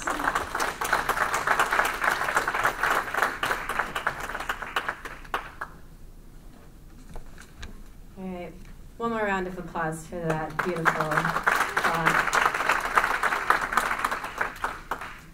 Next, I'd like to call one of our pillars of the interfaith community up here to the podium. He is an activist for and has been publicly representing the Sikh community for more than 30 years here in Los Angeles. He comes out to every one of our Islamic Center events, press conferences, and I see him all over town. He's the executive director of the California Sikh Council and a cultural intelligence educator and advisor for various local and national organizations. He has served as the commissioner for the City of Los Angeles Human Relations Committee for more than 15 years and serves for LA's human rights causes. This time I'd like to call Nirinjan Singh Khalsa to the podium. That's all right, Kirsten, it confuses me too. I am really, really happy, before I go into the marks I jotted down for this event today, to see the two S's that are often missing from these events where we gather together to try and move society forward. Number one is our secular humanist brothers and sisters, and Ryan, who I've missed for a long time. I haven't seen him for quite a while, and I'm happy to see him, and the members of the Church of Scientology, who also participated today. Everybody must get involved to change the world in a better direction, and I'm very, very happy to see those two groups of people here today. There are dramatic, sometimes cataclysmic changes going on in this world as we march and speak here today. Some describe it as the growing pains that a society is experiencing as we shift from a tribal to a global society. Astrologers say that we're shifting from the age of Pisces to the age of Aquarius, where humankind will experience a shift to an elevated state of consciousness. Others say that it's humankind's natural progression of consciousness as we truly seek to live in a world of true peace, equality, and prosperity. However you view it, we live in a period of tremendous upheaval and change. But I assure you, the direction that this change will take mankind is not a given. The world is polarizing into conflict between those who become the potential positive progression of consciousness and those who fear change and desire only to hang on to the fear, bigotry, greed, and violent oppression of the past.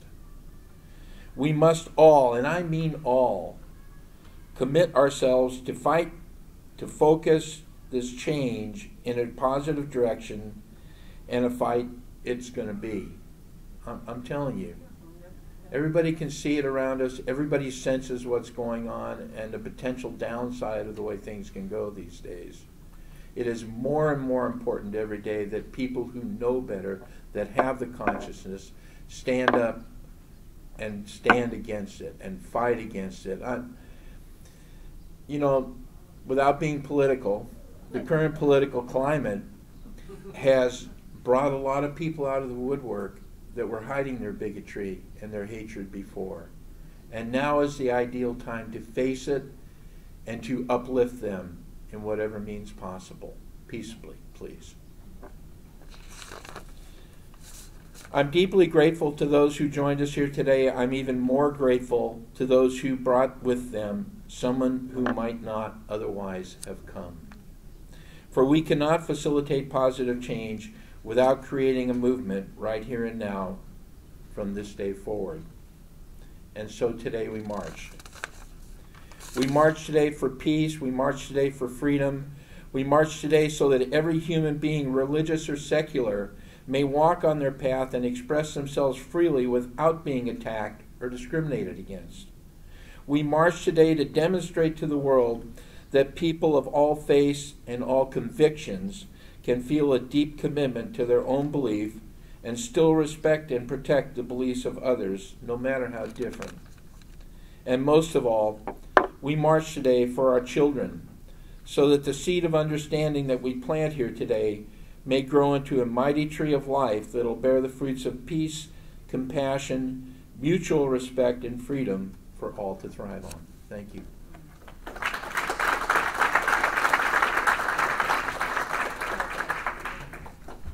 As always, we are so grateful for your words of wisdom.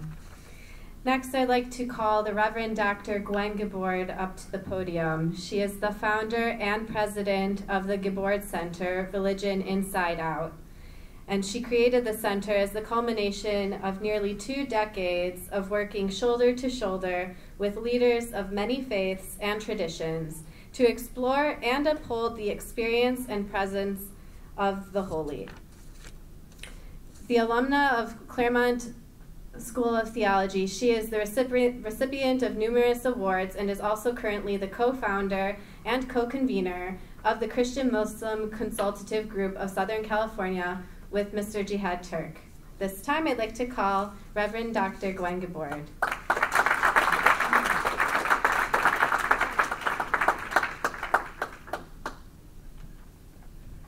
Up is getting a little higher these days.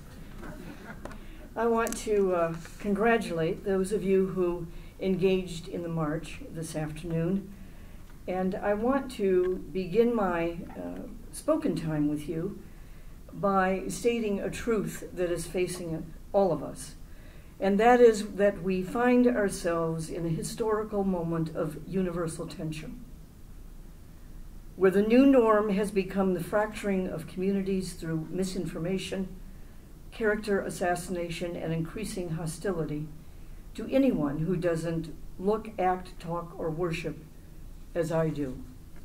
This is the moment. This is the moment when we who love our country must rise as one people united to uphold the principles for which she stands. Now is the time. And I have to tell you that the struggle will be long. There will be days, and it will not happen in days or weeks or even months. And so we need to support one another, sustain one another, and take turns upholding one another. We must find times to grieve and to rage, to give thanks and to restore, to weep and to sing, and to march. And always, always, always to pray alone and together, to pray. The struggle of resistance will be hard. It will try each one of us to the very core of our souls. And so we must pray for the courage, to put ourselves in harm's way for one another, because that is what every single one of our faiths calls us to do, to put ourselves in harm's way for one another.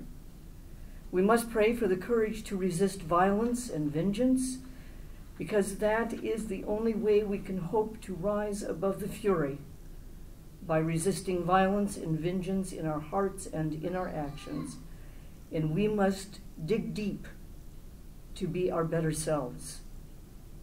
We have to pray for the courage to work with the authorities whenever we can, to construct bridges that go right over the walls, built on the heartbreak of broken promises and stolen dreams. God of many names, the Creator, must be our center, our strength, and our guide. No matter what name you use, God is God. God is our center, our touchstone, our strength. We rise together on behalf of goodness and compassion and decency. We rise together on behalf of justice and truth. We rise together on behalf of the creation itself, recognizing that each one of us is a sacred part of that creation. We support our Muslim brothers and sisters whose Holy Quran helped to weave the concept of mercy into the very fabric of this country's democracy, who work here and abroad, keeping America safe, and from those who would do us harm, who bring integrity and humility and loyalty to this world. We support our Native brothers and sisters who stand with dignity and wisdom and courage against the greed and short-sightedness that threaten life itself, who care about and for the earth in ways that should humble us all, who work tirelessly against unrelenting greed to save us from ourselves. We support all those whose hopes and dreams have brought them here from the east or the west or the south or the north, beyond our borders, for the opportunity to work for a better life, who pay their taxes and do an honest day's work and build a better world for us all. They, all of them, make us stronger. And we pray for our veterans who have offered up their lives and limbs to protect our comfort and our liberty, who protect us still if we will attend to them and find our decency once more. And for our police who care deeply about justice, we need their help and our cooperation to resist that which is unlawful and indecent and wrong. We support those deemed different or difficult, expendable or insignificant, whatever they are named, wherever they live across and throughout this great land. The struggle will be long. The struggle will be hard. The struggle will take courage, prayer, and every one of us together. For you see, the march isn't really over. It's just begun.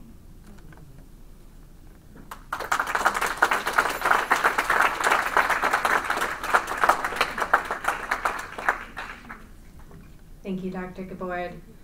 I say it all the time, but I'm pretty sure she's one of the most quotable speakers in Los Angeles. She just shares so many little drops of wisdom, and thank you so much for that. You know, one of the benefits of continuing to be the MC for this event year after year is that I hear some continuing themes. And one of those, I think it's come up multiple times today, and Dr. Guibord just touched on it again. As spiritual people here in this room, sometimes it's good to zoom out from our normal areas of where we put our energy in the interfaith community here, and remember that, like I heard somebody say last year, today I prayed with my feet. And something about what you were just sharing with us really reminded me of that, and I wanted to bring it up again this year. So on that note, just a couple of quick announcements before I introduce our final speaker here of the day. You guys have been awesome hanging in there. We will have a shuttle service running from the Islamic Center back to Wilshire Boulevard Temple Once we've concluded our speaking here, they'll be doing pickups in the back parking lot. And if you have a few minutes to hang around once we're done here, the center has provided refreshments and snacks in the back social hall. So stick around and mingle and get to know some of the people we've been marching alongside all day today. On that note, I'd like to call Dr. Arik Greenberg back up to the podium for a few final notes.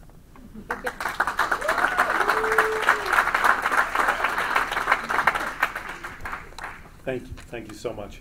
I first want to thank all of the speakers who gave selflessly of themselves, tirelessly, sharing their wisdom and their thoughts and their passion. And I include, of course, also performers of any sort, anybody that was up here in all the locations. Thanks to all of you for your generosity of spirit. I also want to thank Kristen Stangus for her excellent skills as an MC. We're so glad that we have her again. And as I said earlier this morning, I want to thank the entire planning committee and all the volunteers who came out to assist in the production of this event. And I also want to thank law enforcement once again. I think that we are probably the luckiest city in the United States of America to have the kind of law enforcement that we have. Thank you. Thank you.